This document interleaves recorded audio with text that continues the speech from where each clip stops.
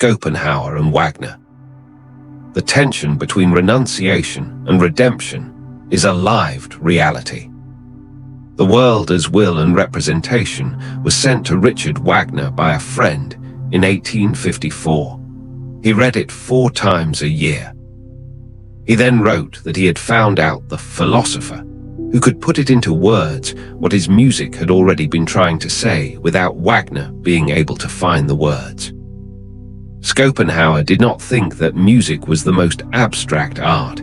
It was the straightest. All the other art forms are the world of appearances: painting, sculpture, poetry. Music is not represented in any way, not a description of desire, suffering, striving. It's an enactment of those, directly, without translation.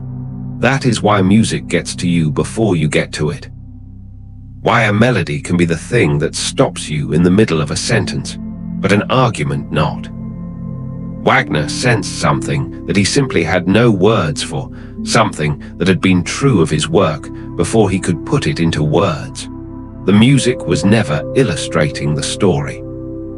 The music was the truth was the music. The story was superficial. This is most prominently audible in Tristan und Isolde, which was begun just after Wagner read Schopenhauer's 4th time. That iconic, suspended, unresolved chord, that chord striving toward a resolution that the music refuses to give, is doing more than plot. It is the voice of lust that comes not. It was Schopenhauer's position that the will is always seeking satisfaction, and only the next seeking satisfaction. That's the sound of a Wagner's argument.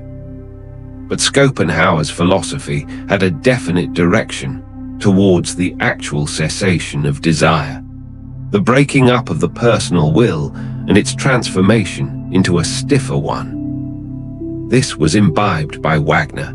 It helped to form the long arcs of the ring cycle, releasing endings when striving ceases, when striving has been extinguished. Wagner then moved on to Parsifal. The issue of what Schopenhauer's system was really after was complicated. Nietzsche's reading was uncompromising and acute. Parsifal was a surrender. Wagner had infiltrated Christianity into an environment where there was no room for it in the first place. Consolation was in the garb of profundity.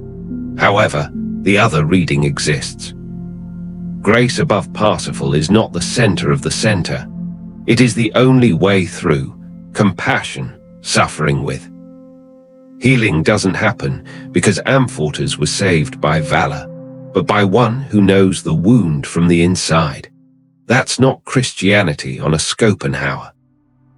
There is Schopenhauer, compassion, as being one of the only true reactions to suffering together. But the tension found in Wagner's late work is not betrayal of Schopenhauer, rather a creative problem Schopenhauer was not able to solve. What if the will can't be fulfilled? What about art? Art is created by individuals who have desires, who strive, who stretch out to something they cannot hear or see. For 40 years Wagner worked within that paradox, not escaping it, working inside it. Finally, the Christian imagery in Parsifal can be seen as the composer's attempt to express everything that he could with symbols big enough to convey his meaning, about suffering. The wound that won't heal. It's the strange kind of mercy when you're being understood and you're still bleeding.